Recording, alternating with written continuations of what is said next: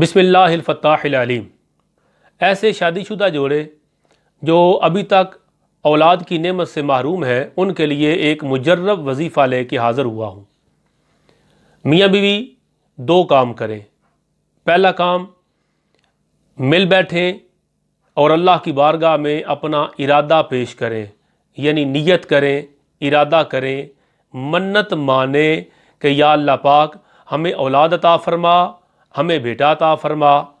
اگر تو نے کرم فرمایا تو ہم آئندہ سال مصطفیٰ جان رحمت صلی اللہ تعالیٰ علیہ وآلہ وسلم کا میلاد منائیں گے۔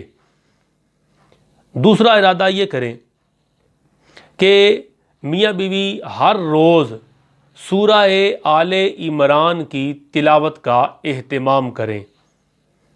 رات کو سونے سے پہلے، عشاء کی نماز کے بعد سونے سے پہلے وضو کریں اور سورہ آل عمران کی ایک مرتبہ شوہر تلاوت کرے، ایک مرتبہ بیوی تلاوت کرے۔ تیسرے پارے سے یہ سورہ شروع ہوتی ہے اور چوتھے پارے میں ختم ہوتی ہے۔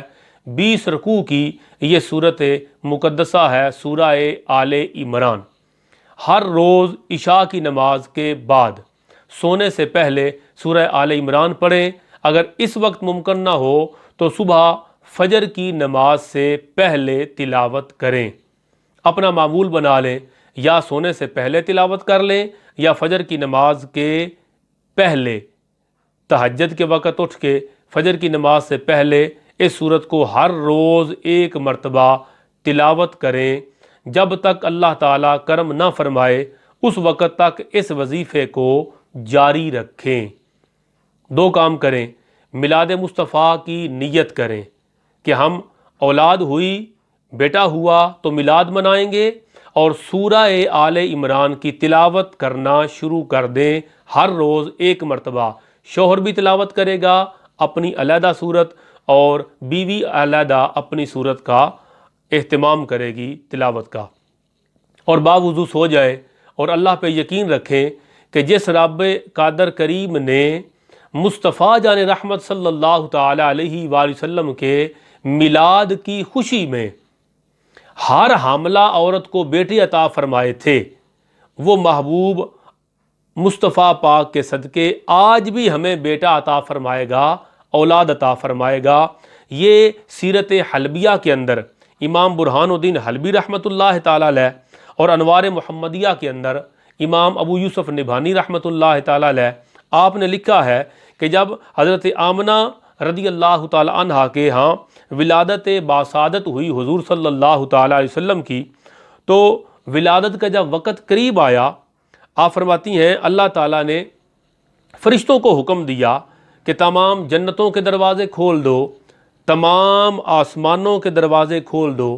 سورج کو عظیم نور پہنا دیا گیا، وہ پہلے ہی منور ہے، اسے اور روشن اور منور کر دیا گیا، اور اللہ تعالیٰ نے دنیا بھر کی عورتوں کے لیے مقدر کر دیا کہ حضور علیہ الصلوۃ والسلام کے میلاد کی برکت سے وہ لڑکے پیدا کرے۔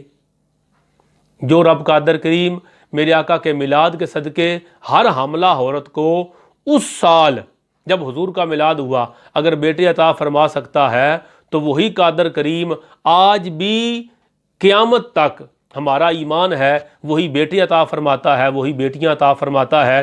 یہ سورۃ الشورى آیت نمبر 49 آیت نمبر 50 کا آپ ترجمہ پڑھیں، جس میں اللہ تعالیٰ فرماتا ہے وہ جسے چاہتا ہے لڑکیاں عطا فرماتا ہے، جسے چاہتا ہے لڑکے عطا فرماتا ہے، جسے چاہتا ہے لڑکے اور لڑکیاں دونوں عطا فرما دیتا ہے، اور جسے چاہتا ہے بانجھ رکھتا ہے، یعنی اسے اولاد کی نعمت سے محروم کرتا ہے۔ تو یہ دست قدرت الہی میں ہے، جسے چاہے بیٹا دے، جسے چاہے بیٹی دے۔ ہمارا کام ہے اللہ کی بارگاہ میں التجا کرنا، دعا کرنا۔ اگر اللہ کو منظور ہوا تو ضرور رب قادر کریم کرم فرمائے گا۔ اور آخری بات، سورہ آل عمران یہ خزانہ ہے، سنن دارمی شریف کی حدیث پاک ہے۔ حضرت عبداللہ بن مسعود رضی اللہ تعالیٰ عنہ واردہ، آپ صحابی رسول ہیں، آپ فرماتے ہیں سورہ آل عمران فقیر کا کیا خوب کنز ہے، خزانہ ہے، وہ اس کو رات کے آخری حصہ میں پڑھتا ہے۔ فقیر کے لیے، غریب کے لیے، مسکین کے لیے، محتاج کے لیے یہ سورہ آل عمران خزانہ ہے۔ یہ رات کی آخری حصے میں وہ اس کی تلاوت کرتا ہے، فقیر غریب مسکین، اللہ تعالیٰ اس کو خزانہ عطا فرماتا ہے۔ تو آل عمران کا سورہ یہ خزانہ ہے، اور اولاد بھی نعمت ہے، اولاد بھی دولت ہے، اولاد بھی خزانہ ہے۔ جب میاں بیوی دونوں آل عمران سورت کی تلاوت کا معمول بنا لیں گے عشاء کے بعد سونے سے پہلے یا فجر کی نماز سے پہلے، اور آقا علیہ الصلوۃ والسلام کے میلاد منانے کی نیت کریں گے، تو ہمارا یہ مجرب عمل ہے، ہم بارہا تجربہ کر چکے ہیں، جب یہ عمل تسلسل کے ساتھ کیا جائے خالق کائنات ضرور اولاد کی نعمت سے سرفراز فرماتا ہے۔ اکثر گھروں میں بیٹے ہوتے ہیں، اور جہاں اللہ چاہتا ہے بیٹیاں عطا فرماتا ہے، اور جس کو چاہتا ہے وہ دونوں عطا فرماتا ہے، جسے چاہتا ہے وہ محروم رکھتا ہے۔ اللہ تبارک و تعالی مصطفیٰ جان رحمت صلی اللہ تعالی علیہ وآلہ وسلم کے میلاد پاک کے صدقے ہر بے اولاد کو دولت اولاد سے سرفراز فرمائے، آمین یا رب العالمین، بجاہ النبی الکریم صلی اللہ تعالی علیہ وآلہ وسلم۔